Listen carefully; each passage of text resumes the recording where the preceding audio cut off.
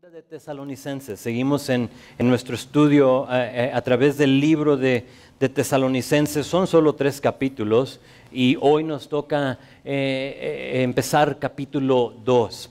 Y mientras que encuentras ahí Segunda de Tesalonicenses, capítulo 2, hazme un favor, vamos a ponernos de pie para que desintumirse uno y luego vamos a leerlos. Solo vamos a ver dos versículos, los primeros 2. Y empezamos nuestro estudio. Dice así, pero con respecto a la venida de nuestro Señor Jesucristo y nuestra reunión con Él, os rogamos, hermanos, que no os dejéis mover fácilmente de vuestro modo de pensar, ni os conturbéis ni por espíritu, ni por palabra, ni por carta, como si fuera nuestra, en el sentido de que el día del Señor está cerca. Como título al mensaje le puse, ¿por qué crees lo que crees? ¿Por qué crees lo que crees? Y sabes, alguien bien dijo que si no sabes por qué crees en algo, caerás por cualquier cosa. Y eso es exactamente lo que pasó aquí con los tesalonicenses. Pablo en 3 semanas que estuvo con ellos les compartió unas cosas bien profundas, unas cosas súper importantes, solo que no se les pegó. O sea, lo escucharon, pero como que no lo internalizaron, no se les quedó en su memoria. Sabes, es dicho que el ser humano retiene solo 20% de lo que escucha. Y quizás por eso se les olvidó. O pueda ser que se les olvidó porque lo escucharon, pero no lo estudiaron. No sé, no nos dice. No se me hace a mí coincidencia que Lucas, el autor de Hechos, cuando nos está hablando de el tiempo de Pablo en Tesalónica, hay como por capítulo 17, por ahí, nos dice Lucas que Pablo huye de Tesalónica y de Tesalónica llega a Berea. Y dice que llegó a una gente que, fíjate, era más noble que los tesalonicenses, porque escucharon con entusiasmo el mensaje de Pablo. Y luego dice, y día tras día examinaban las escrituras para ver si lo que les enseñaban era verdad. Hace una diferencia, no ahí. Notó algo Pablo cuando estuvo con los tesalonicenses, como que recibían, pero quizás no se les pegaba todo lo que él les estaba instruyendo. Y les instruyó, les habló de unas cosas, como dije, muy pesadas, muy profundas, muy fuertes, muy importantes. Los tesalonicenses, aquí en esta carta de Segunda de Tesalonicenses, habían recibido algo. Carta, no sabemos si era una profecía, un chisme, algo que les decía que Pablo les había enseñado no era verdad, que ya se les había pasado el tiempo del rapto, que el rapto ya había regresado. Seguimos hablando del mismo tema, que el rapto ya había, que Jesús ya había llegado por su iglesia y que ellos se habían perdido del rapto y por lo tanto ellos estaban desanimados, estaban confundidos, estaban sin esperanza por no saber por qué creían lo que creían. O sea, lo escucharon, pero como que no se les pegó. Ahora, nos adelantamos al año 2017 hoy y en previos estudios sé que nosotros hemos estudiado algunas cosas que también posiblemente te han dejado a ti incierto o dudoso o a lo mejor confundido acerca de lo que hemos visto. Lo sé porque yo lo estoy compartiendo y sé que por muchas de las cosas que hemos estudiado, porque no lo vi así detalladamente, te pueda tener un poco confundido. ¿Recuerdan ustedes la línea del tiempo, del fin de los tiempos? ¿Sí me pones la imagen, Dani? ¿Recuerdan esto? ¿Recuerdan cuando les hablé cómo esta es la línea de tiempo? Así va a suceder las cosas. Estamos en la edad actual de la iglesia. Y luego el rapto de la iglesia, viéndolo de, a ver si sirve esta cosa. Sí, viéndolo de aquí para acá, de izquierda a derecha, tenemos el rapto y después del rapto, no nos dice la palabra cuánto tiempo después, empieza lo que conocemos como la tribulación, los años de 7 años de tribulación, después la segunda venida de Jesús aquí, y luego el reino del milenio de Cristo, y luego el juicio final, y luego el estado eterno. Nosotros la esperanza que tenemos es aquí el rapto como la iglesia, pero eventualmente de estar en ese estado eterno con el Señor para siempre. Pero si no tomamos el tiempo para entender bíblicamente qué significa esto, de qué está hablando, o sea, de dónde lo saqué, o sea, ¿me lo inventé? O sea, yo nomás como que empecé a formar cosas y te puse esta línea de tiempo y ahora te digo, tú créelo porque yo te lo digo, o hay bases bíblicas para respaldar lo que te muestro aquí.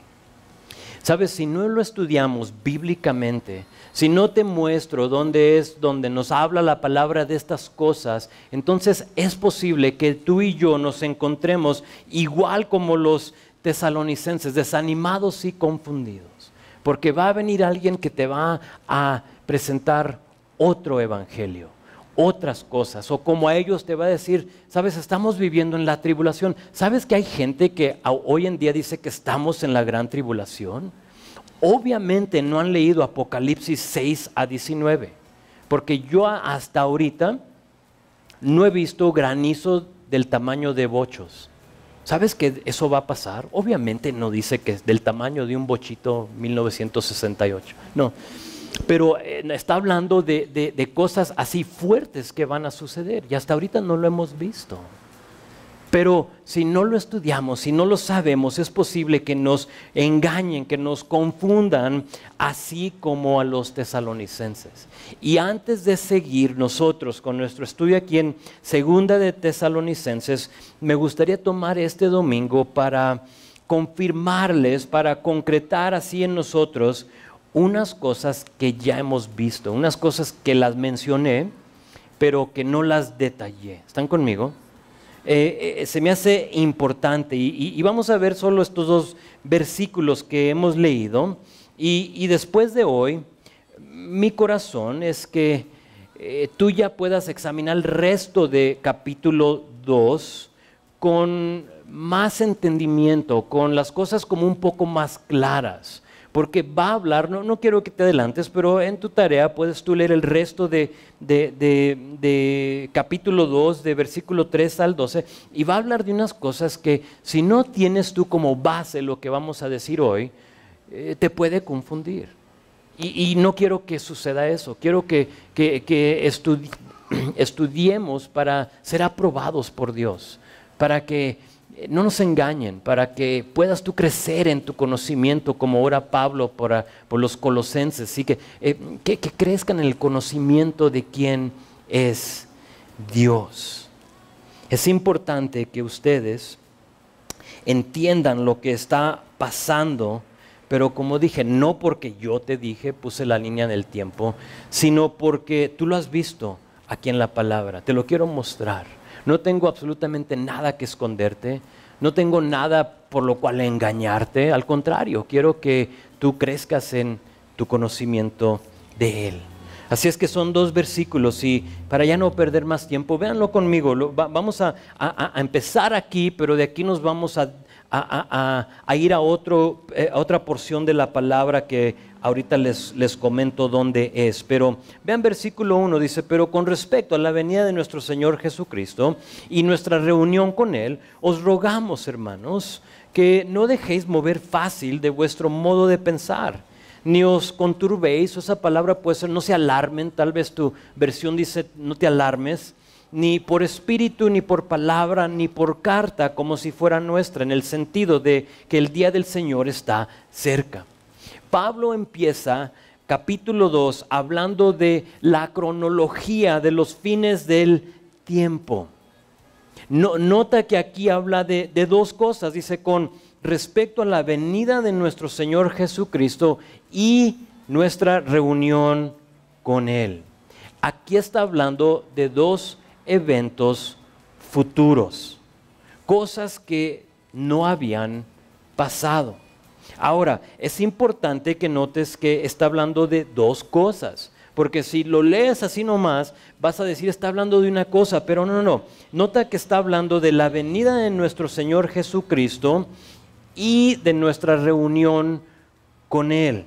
Ahora, porque ya hemos visto nosotros y estudiado Primera de Tesalonicenses, sabemos que Jesucristo viene, Primera de Tesalonicenses capítulo 4, ahí por versículo 12, sabemos que Jesucristo viene por su iglesia en las nubes, lo que le llamamos el rapto, el arrebatamiento. ¿Están conmigo? Pero Jesús también vendrá otra vez, ahora con su iglesia, la iglesia que Él rescató, que Él tomó, viene con su iglesia como su segunda venida. Apocalipsis 19, si quieres leer de ella. Les dice Pablo, sepan por qué creen lo que creen. No se dejen engañar tan fácilmente, no se alarmen, les dice. Y fíjense cómo. Dice, por espíritu, por palabra o por carta. O nosotros conocemos la historia. Pablo les había hablado del rapto, de este arrebatamiento que te menciono, y que iba a suceder para todo creyente, tanto para el muerto como el vivo. El muerto nos dice que ellos van a resucitar primero y nosotros los que vivimos vamos a seguir después de ellos para reunirnos con nuestro Señor Jesús en las nubes para estar con Él por la eternidad. Esa es la esperanza que debes de tener en este mundo que está inestable, en este mundo que es injusto, que eventualmente Jesús va a regresar por ti, ya sea que fallezcas o que estés vivo cuando Él regrese. La mentira que había entrado decía que el rapto ya había sucedido y que ahora estos mismos tesalonicenses estaban viviendo en el día del Señor, que es lo que pasa después del rapto. Los tesalonicenses se la creyeron, ellos vieron la tribulación, la persecución en la cual ellos vivían, que era real, era fuerte, y dijeron, pues a lo mejor sí tienen razón, estamos viviendo en esta tribulación. Ahora, tienes que saber que Pablo ya les había detallado todo esto. Ya les había dicho, ¿recuerdan cuando estaba predicando y Eutico se cae de la ventana porque Pablo predicó desde la mañana hasta la noche? O sea, me imagino que hizo algo similar aquí. No sucedió eso aquí, pero me imagino que era la costumbre de Pablo de enseñarles toda la palabra, todo lo que él podía decirles, y sin duda aquí en Tesalónica les habló de estas cosas, pero ellos se creyeron la mentira. Hay gente mucho más inteligente y estudiosa que yo, que han dedicado sus vidas para ayudarnos a darle sentido a todo esto, a todo lo que estamos leyendo. O sea, háblame de la cronología, o sea, dime, no entiendo, como que no cuadra, no lo entiendo muy bien, pero hay gente que lo ha hecho, que ha dedicado sus vidas. Después les hablo de un libro que fue escrito que te habla mucho de esto, pero Pablo, cuando estuvo con ellos, se sentó y les enseñó, les mostró. De hecho, vean verso 5 rápido conmigo. Dije que no se adelantaran, pero nos vamos a adelantar. Dice, ¿no os acordáis que cuando yo estaba todavía con nosotros, os decía esto? O sea, todo lo que Él les había dicho, se les había olvidado y Él les recuerda. ¿A poco no recuerdan que yo les había dicho? Pero porque solo el 20% de lo que escuchamos uno retiene, pues te imaginas. Se les vino, entró por un oído y salió por el otro. En los próximos versículos de aquí de capítulo 2, Pablo va a dar detalles de cosas futuras, pero si no sabes la cronología bíblicamente, vas a caer en las artimañas del enemigo tal como estos tesalonicenses. Así es que hoy nos vamos a detener un poco de aquí, de lo que está, antes de seguir con el estudio, y ver bíblicamente lo que conocemos como el día del Señor. ¿De qué está hablando? Sé que dice aquí, donde dice en el sentido que en la venida de nuestro Señor Jesucristo, está hablando de nuestro Señor, de Dios, el día del Señor está cerca, al final de versículo 2. Pero hoy quiero ver un poco de esto. ¿Cuál es su origen? ¿De dónde viene? O sea, ¿de dónde sacamos esto del día del Señor? Vean conmigo, Dani, si tienes el otro imagen. El día del Señor se conoce como este tiempo, ponme el otro, discúlpame, Dani. Como este tiempo que se arranca después del rapto, aquí lo que tenemos a mano izquierda. De ese punto, empezando con la tribulación, hasta el juicio final, hasta donde se juzga a Satanás por fin, por última vez. Quizá tú tienes otra opinión. Como dije, hay algunos que dicen, no, es que el rapto sucede a los mediados de la tribulación. Hay otros que dicen, no, el rapto sucede al final. Y está bien, si esa es tu opinión, está bien. Por cuestiones de tiempo, no voy a dirigir la enseñanza a esas opiniones. De hecho, ya lo hice cuando estudiamos Primera de Tesalonicenses. Entonces, si quieres buscar en el sitio web las enseñanzas de Primera de Tesalonicenses, ahí hablo, discúlpame, de esas cosas, de por qué es que Dios rescata siempre a su pueblo antes de la tragedia, antes del juicio, antes de lo que Él va a juzgar. Siempre. Es desde el Antiguo Testamento. Tenemos cómo es que Dios saca a su gente. No me quiero meter en eso, pero nosotros como Calvary tienes que saber, si tú asistes aquí a esta iglesia, que nosotros creemos que la iglesia será arrebatada y luego después de eso se inicia o se arranca este periodo de 7 años donde vamos a ver el juicio de Dios sobre esta tierra. Puedes leer de eso, como dije, de Apocalipsis 6 a 19. Pero ¿sabías que esto, aunque lo habla Apocalipsis, el último libro de la Biblia, ¿sabías que se profetizó de eso en el Antiguo Testamento? ¿Sabías que eso no es algo como del Nuevo, sino que del Antiguo? ¿Sabías que el Anticristo es mencionado aquí en verso 3 como el hijo de perdición o el hombre de pecado? Es mencionado en el Antiguo Testamento. ¿Sabes que no es algo como ajeno al Antiguo Testamento? Es parte de. Esto no fue algo inventado por Pablo. Y sin duda, cuando Pablo estuvo ahí con ellos en Tesalónica, me imagino que él abrió el rollo del libro de Daniel y empezó a enseñarles y mostrarles y clarificarles a ellos de todo lo que les había enseñado. No llegó y dijo, créanlo porque yo dije, y lo crees porque lo crees, o te sales de aquí de esta iglesia, sino que Él les confirmó, sin duda. Lo veo con el rollo así abierto de Daniel y otros, en una manera bíblica, confirmándoles lo que decía acerca del fin del tiempo.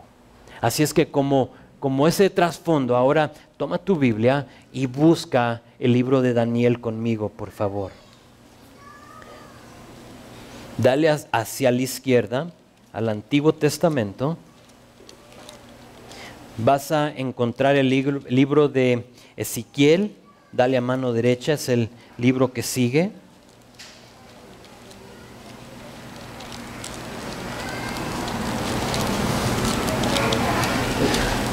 Si llegas a Oseas, te pasaste.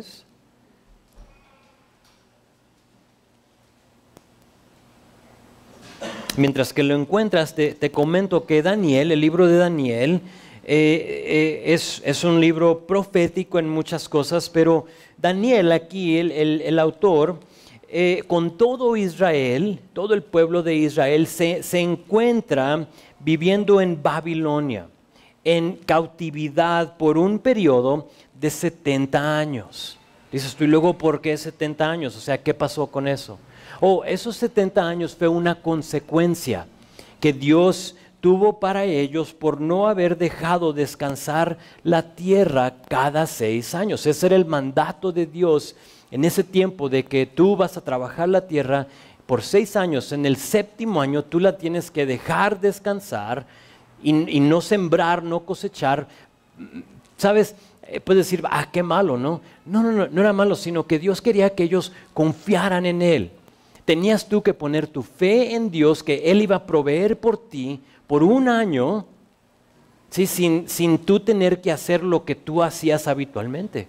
No es que yo siembro mi cebada y entonces yo la vendo, yo consumo, ¿y qué voy a hacer por un año? Era para así descansar la tierra, para que se genere así sus minerales y lo demás, pero también para ellos era una prueba de fe.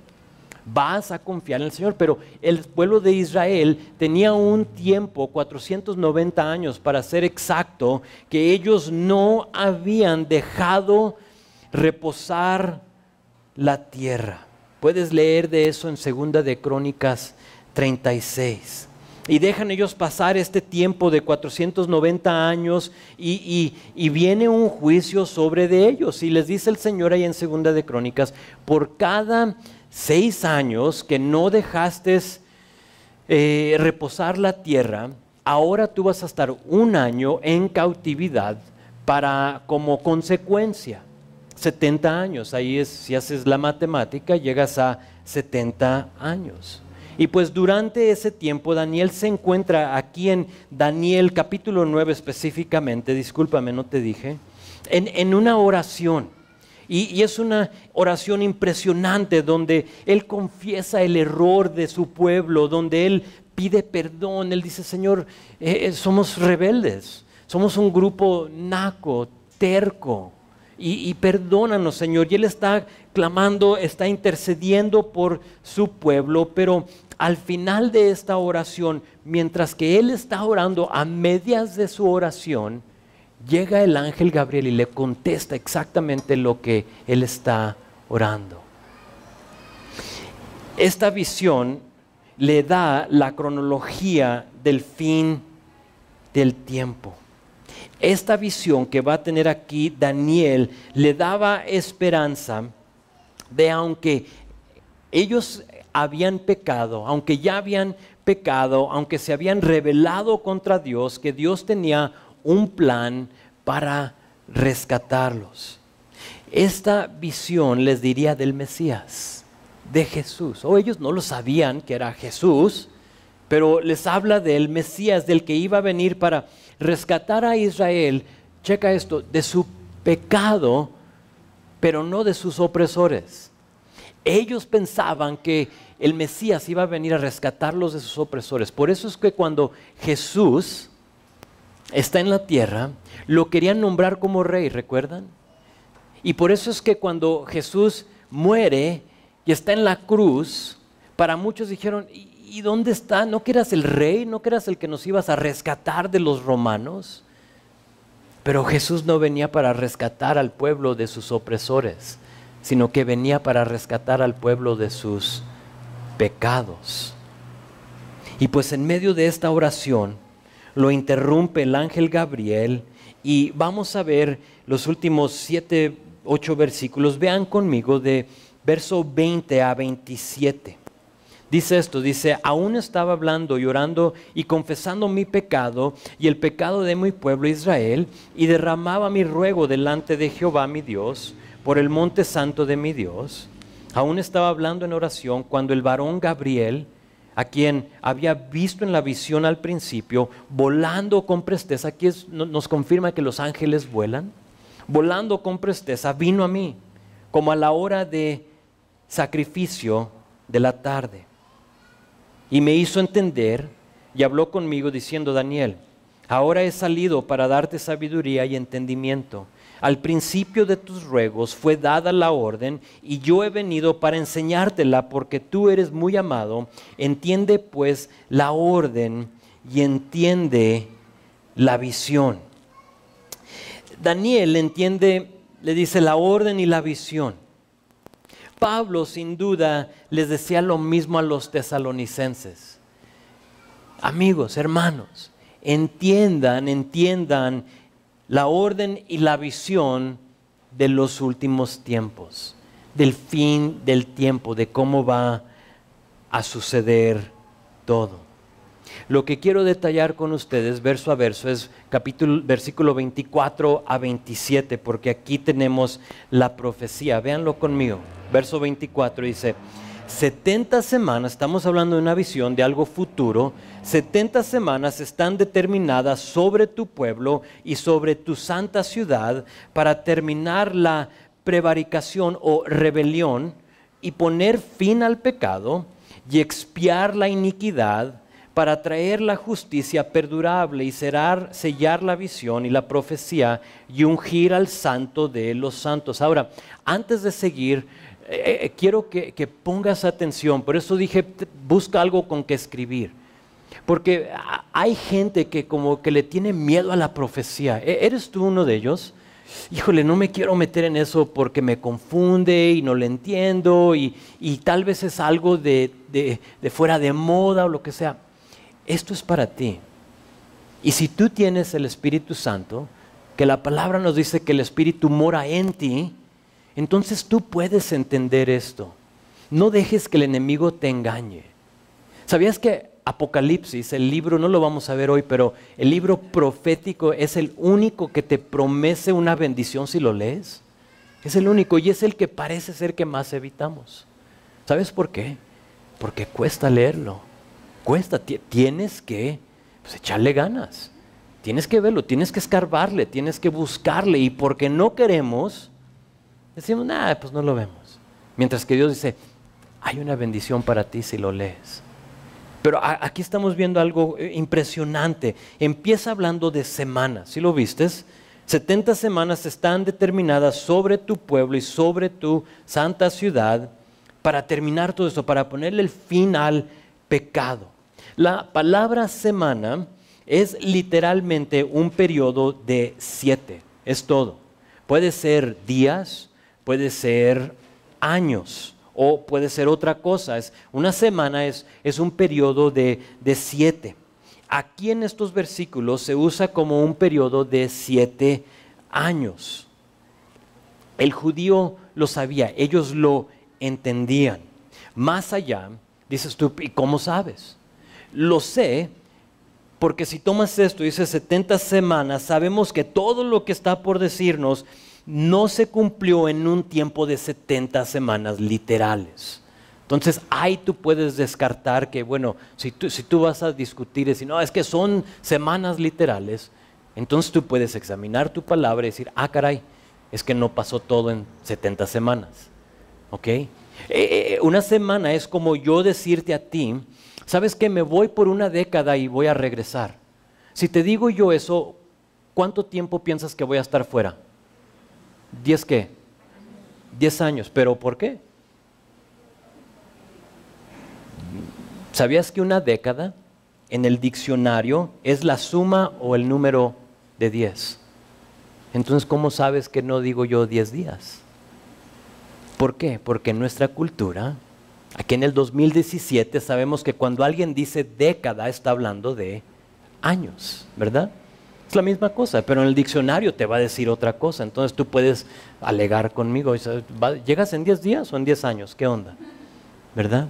Entonces está hablando de semanas. Aquí entendemos que son semanas, significa 7 años. Una semana es 7 años. Es importante que lo sepas. Así es que le dice el ángel, son determinadas 70 semanas en total. 490 años tienen que pasar para ponerle fin a esta iniquidad, para traer justicia, para ungir al santo de santos. ¿Están conmigo? ¿Sí? No se me pierdan. por favor, no te duermas. Esto es como súper importante. No te duermas. Si algo que digo no lo entiendes, búscame después y vamos a hablarlo. Quiero que lo entiendas al 100. Daniel escucha esto, le dice, ok, son 70 semanas, 490 años, pero él está en captividad. Entonces me imagino que le preguntó, ¿y cuándo se van a dar estas cosas? O sea, ¿cómo sé cuándo empiezan estos años o este tiempo? Buena pregunta. Verso 25. Sabe pues y entiende que desde la salida de la orden para restaurar y edificar a Jerusalén hasta el Mesías príncipe habrá 7 semanas, ¿están conmigo? 7, 49 años, y 72 semanas, un total de 69 semanas, 62 más 7, 69, y se volverá a edificar la plaza y el muro en tiempos angustiosos.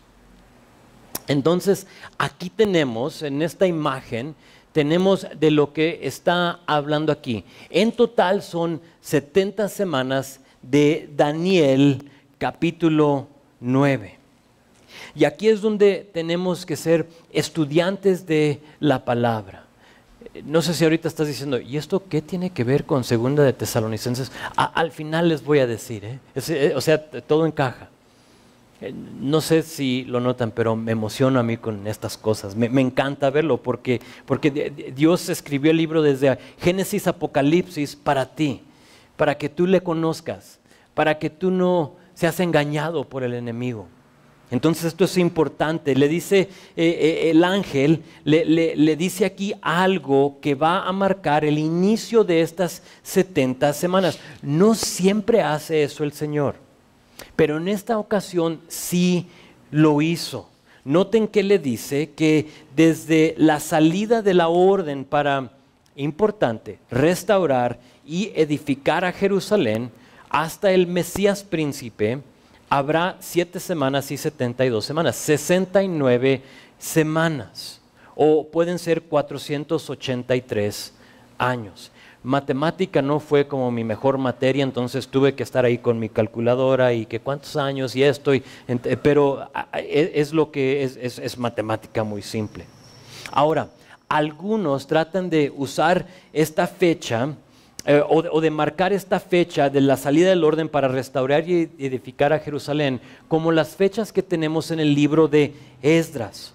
Como tarea, tú puedes ahí anotar Esdras capítulo 1, Esdras capítulo 6, Esdras capítulo 7. Ahí vas a ver que el rey Ciro, el rey Dario, van a dar unos edictos, van a decir, ok, puedes ir a restaurar o a reedificar el templo, no lo que dice aquí, a edificar a Jerusalén. Es una diferencia. Si tú empiezas a contar desde el tiempo que se empezó a construir el templo, en el tiempo de Esdras, vas a llegar al final de ese tiempo como durante el ministerio de Jesús, pero no en la fecha exacta. ¿Están conmigo? Si tú calculas, o sea, estamos hablando del año 445 antes de Cristo. Entonces, híjole, no los quiero perder, pero bueno, no es esa la fecha. Poco después de estos edictos de Ciro y de Dario a Esdras para ir a edificar el templo, llega un joven a la escena de nombre de Nehemías. ¿Se han oído de Nehemías? Tiene un libro todo escrito a su ministerio. Nehemías era un copero del rey Artajerjes y le pide, vienen unos varones y le dicen la condición de Jerusalén, está en ruinas. Y él le parte el alma y empieza a llorar y está triste, pero como copero a él no se le permitía estar triste delante del rey. El copero probaba el vino para ver si estaba contaminado, envenenado antes de que lo tome el rey, porque si él lo tomaba y pues caía, pues el rey se salvaba. ¿Están conmigo? Era un puesto que creo pagaba mucho. me imagino, porque ¿quién quiere hacer eso? O sea, tu vida está en la línea todos los días. O sea, tienes que tomarlo, híjole, a ver qué pasa. Y lo tomabas y, ok, no murió, ok, puede tomársela el rey. Más allá, el rey pues confiaba en ti porque de la misma copa que tú tomabas, él tomaba. Entonces tenía un puesto como impresionante, pero durante ese tiempo vienen y le dicen de Jerusalén. Y él le pide al rey Artajerjes que le permita ir a reedificar a Jerusalén, a la ciudad, a los muros, a todo lo demás. No solo el templo, sino que a Jerusalén. Y si te sabes la historia, sabes que Artajerjes le permite, como tarea puedes leer Nehemías, todo el libro, y le permite ir a reparar a Jerusalén. Pero sabes, no sé si notaste aquí algo en capítulo 25. Ve la última frase. Dice, se volverá a edificar la plaza y el muro, ¿en qué? En tiempos angustiosos. Si tú conoces la historia de Nehemías, te vas a dar cuenta que él edificó con la ayuda de un montón de gente a Jerusalén en tiempos de angustia, donde venían la gente y se burlaban de ellos, les echaban, tanto que se llegó a un momento que tenían ellos la espada en una mano y con la otra mano estaban construyendo los muros y lo demás para defenderse. Eran tiempos angustiosos, tal como lo dice aquí la profecía. Si lees Nehemías, te vas a dar cuenta que tomó 49 años para construir la ciudad en medio de tribulación y de angustia.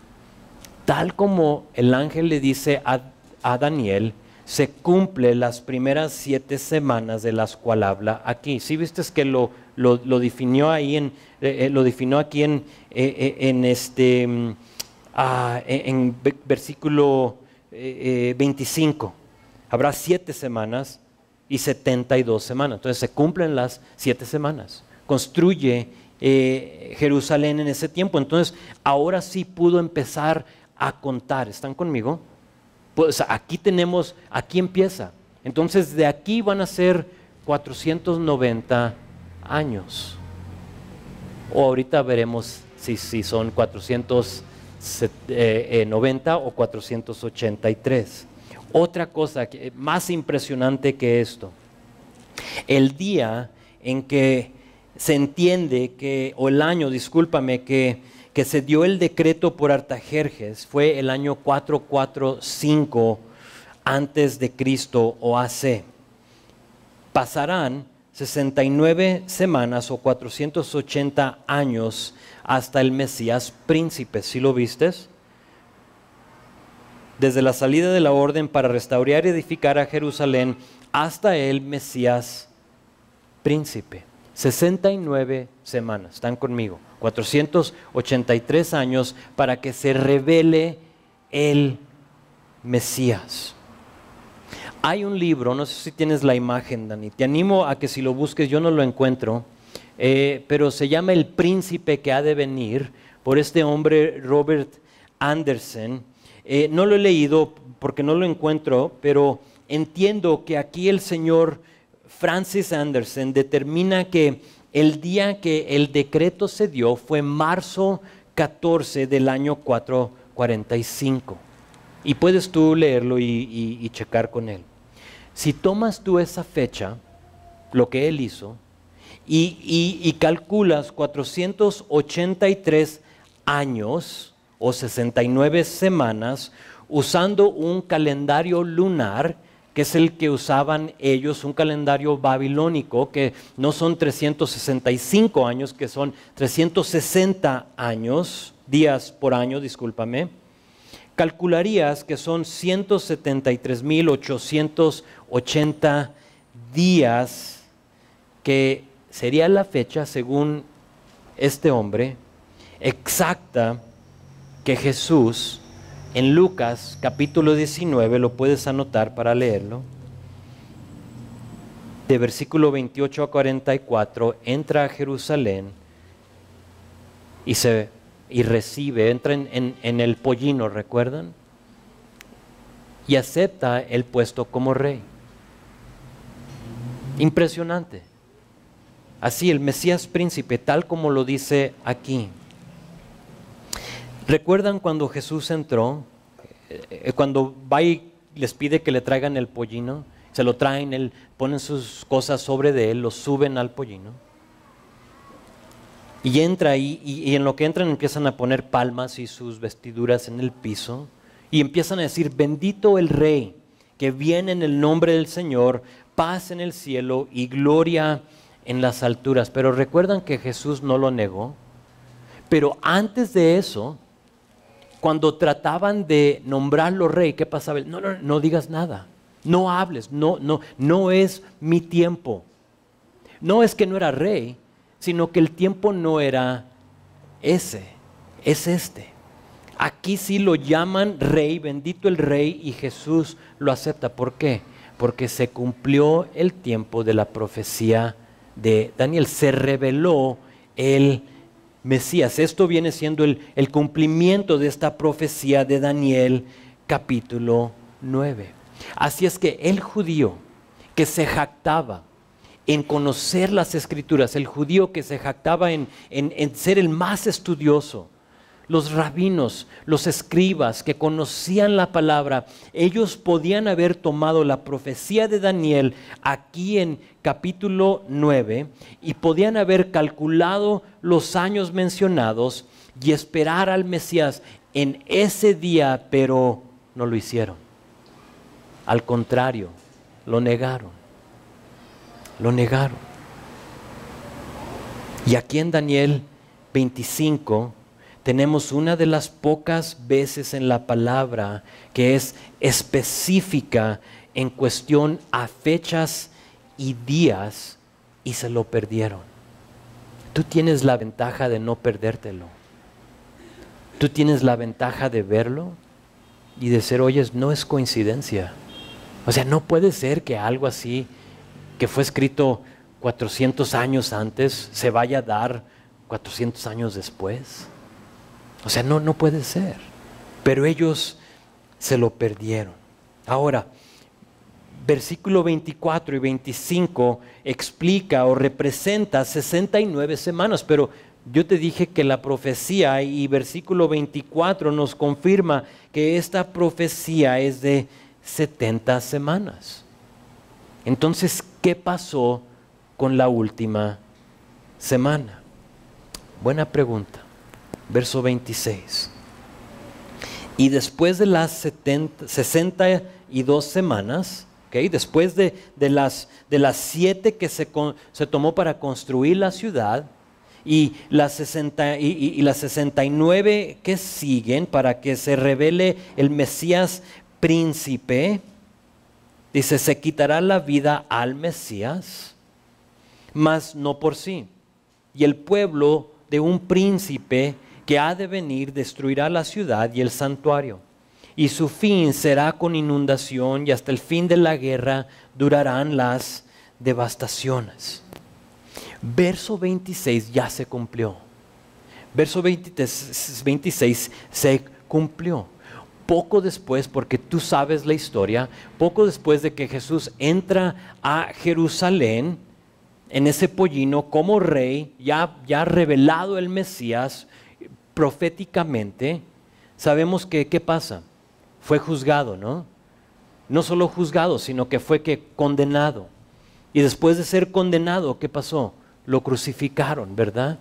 Si viste que aquí dice que después de las 62 semanas se quitará, 62 semanas, las 7 y 62, se quitará la vida al Mesías. Y luego dice que el pueblo de un príncipe, no Jesús, estamos hablando de otro príncipe, destruirá la ciudad y el santuario. Eso también ya pasó. En el año 70 A.D.,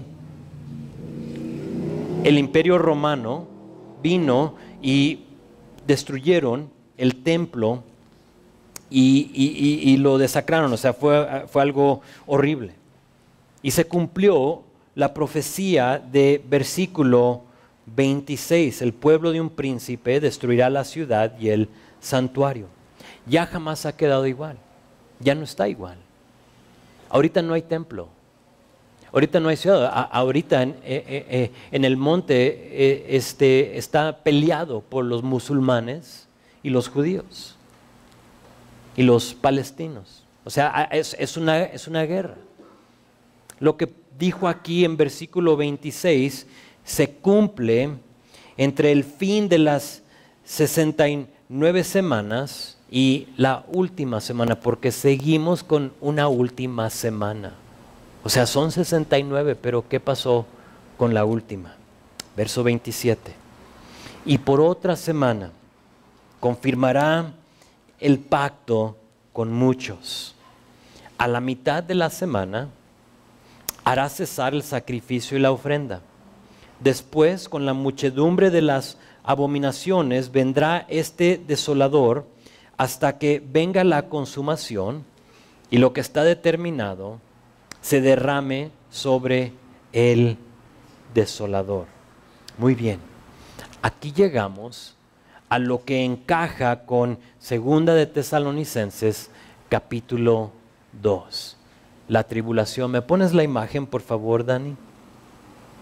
Si ven aquí la imagen en la pantalla, se dan cuenta que todo antes del rapto ha pasado. O sea, tenemos Artajerjes, da el permiso a Nehemías a construir 4:45, y luego tenemos las 7 semanas que se tomó para construir, las 62 semanas, que realmente esas 62 semanas es un tiempo de silencio, no pasan muchas cosas, pero entonces tenemos la cruz. Jesús entra a Jerusalén como rey en 33 AD, y lo que el señor Francis Anderson calculó en su libro, todo eso lo puedes ver ahí. Y luego tenemos un lapso de tiempo entre la cruz y el rapto. Es la era de la iglesia, es la era de gracia. Es la era donde tú y yo estamos viviendo ahorita. La gran tribulación todavía no se da. La última semana, la semana 70 de Daniel, todavía no se lleva a cabo. Estamos en ese periodo de tiempo que no le hemos puesto un tiempo porque no nos dice exactamente. Y tal vez tú dices, bueno, ¿y dónde está eso aquí en la profecía? Oh, no lo está. Pero no lo tiene que ser. Muchas de las profecías son segmentadas. Y más allá, sabes, porque no estamos viviendo lo que dice la gran tribulación, que ese tiempo es real. Lo estamos viviendo. Es un tiempo de gracia. Al final hablo un poquito de eso. Entonces, ya solo queda el rapto. Y después del rapto, la semana 70 de Daniel, que le llamamos la gran tribulación, de donde puedes leer Apocalipsis 6 a 19. La iglesia es arrebatada y después de eso se cumple el resto de la profecía de Daniel, capítulo 9. Este va a ser un evento futuro donde el príncipe mencionado en versículo 26, y porque 26 y 27 parece que corren juntos, y fue un romano que destruyó el templo. Por eso es que muchos dicen, no sé si has oído, que algunos dicen que el anticristo tiene que ser de Roma o romano. Es por eso, porque dicen que 26 y 27 van corridos. Entonces, obviamente, habla de él, dice, y el fin de la guerra durarán las devastaciones, y por otra semana confirmará el pacto con muchos. O sea, que te da como a pensar que está hablando de la misma persona, pero está hablando del mismo imperio, tal vez. Tal vez por eso es que dice, no es el Papa, ¿ok? No puedes descansar. Bueno, o no sabemos. Puede ser que el anticristo ahorita esté voy a decir entre de nosotros, pero espero que no esté aquí entre de nosotros. Pero en este mundo, pero que todavía no se haya revelado. O sea, es posible. Es posible. Así es que aquí vamos a ver que este príncipe en verso 26 va a hacer un pacto con muchos, pero primordialmente con Israel. Y digo que con Israel porque aquí sí ves en versículo 27, dice que a los mediados de la última semana o a 7 años va a cesar el sacrificio y ofrenda. Los que van a estar haciendo sacrificios y ofrendas van a ser los judíos, Israel. Este hombre de Apocalipsis, de Segunda de Tesalonicenses, que nos habla aquí, va a crear una paz mundial solo para que en el año 3 y medio engañe a todos los que ya engañó.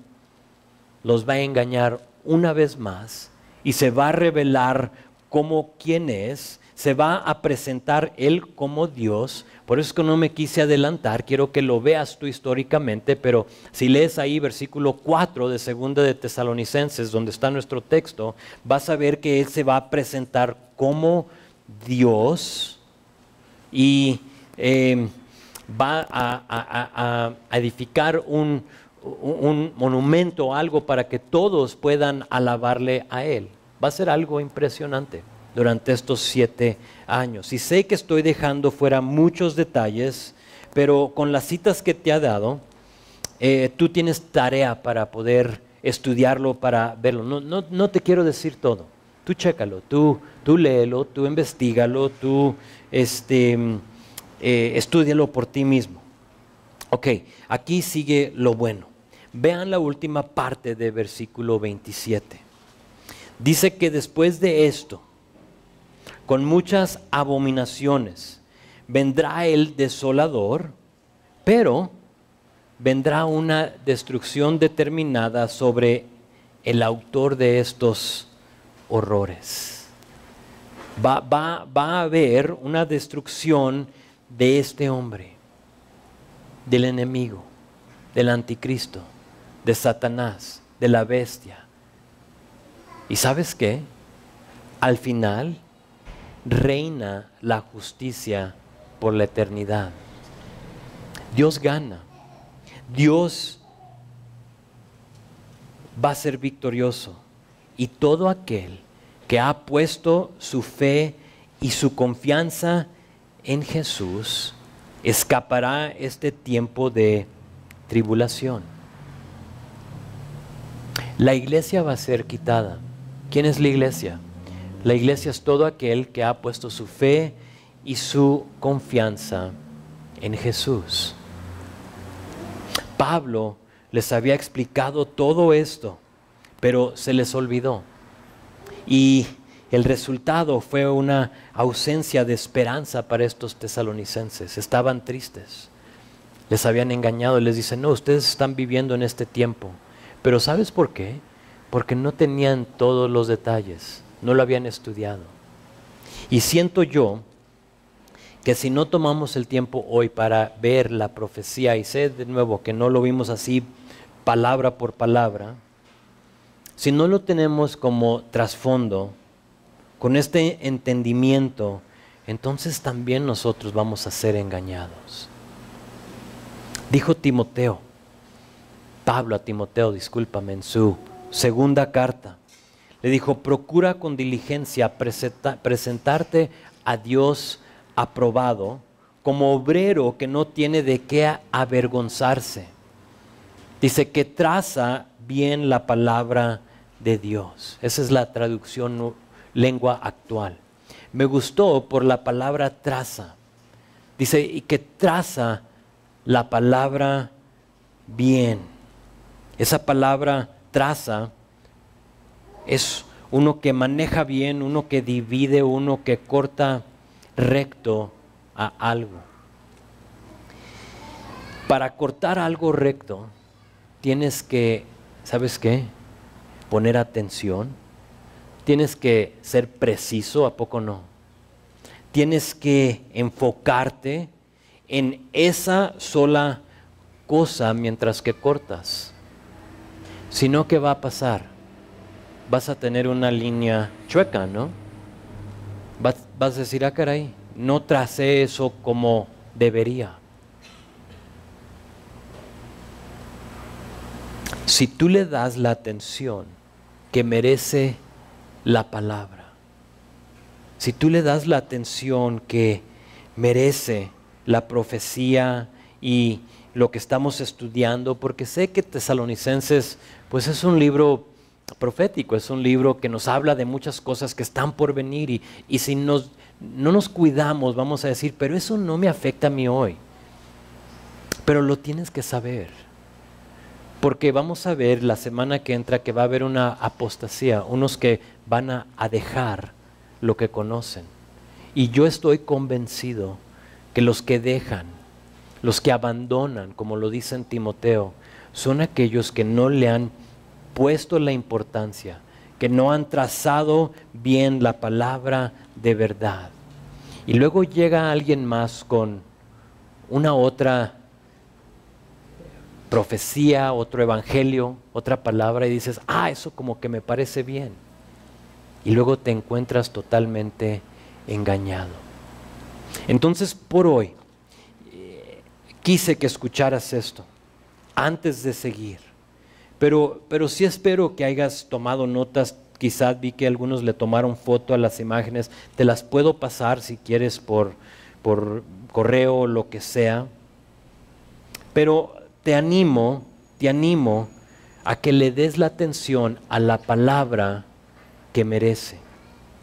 Merece la palabra tu atención. No lo tomes como algo ligero. No solo esperes aprender del Señor cuando yo esté hablando. Lo tengo que decir una vez más. Si tú solo abres tu Biblia cuando llegas aquí, te estás muriendo espiritualmente de hambre. Eres huesos y carne, espiritualmente. Necesitas tú, de tu parte, darle la importancia que merece la palabra. ¿Para qué? Para que no seas engañado por espíritu, por carta o por profecía, por palabra del enemigo como fueron los tesalonicenses. Pero quizá tú, y termino con esto, quizá tú estás aquí, no tienes una relación con el Señor, con tu Salvador. No sabías que estás viviendo, como vimos, en ese tiempo de gracia, en ese lapso de tiempo de donde se reveló Jesús a el rapto de la iglesia. Dios te está esperando. ¿Por qué este lapso? No sé si has dicho tú, Maranata, Señor, regresa. ¿Sabes por qué no regresa? Porque estamos en un tiempo de espera. Estamos en un tiempo para darle oportunidad a todo aquel que lo ha rechazado, a todo aquel que no ha oído de Él, a que lo acepte. Si tú nunca has puesto tu fe y tu confianza, te tengo que decir que te estamos esperando. Si tú no has puesto tu fe y confianza en el Señor, te estamos esperando. Estamos viviendo en este tiempo de gracia para que todo aquel que invoque el nombre de el Señor sea salvo. Estamos viviendo en este tiempo para que todo aquel que en Él crea no se pierda, mas tenga vida eterna. ¿Eres tú? Tal vez a ti te estamos esperando. ¿Eres tú? Quizá tú pensabas que este libro era un libro anticuado. Tal vez pensabas que era un libro que ya se pasó de moda. O sea, ya en un tiempo era como relevante, pero pues ya no. Y ahora tenemos más filosofía y tenemos más entendimiento. Pero tal vez hoy te diste cuenta que toda la Biblia habla de Jesús, que toda la Biblia fue escrita para ti y que Dios la escribió, para salvarte. Si eres tú, te animo a venir a los pies de Jesús. Ya por fin, para de correr.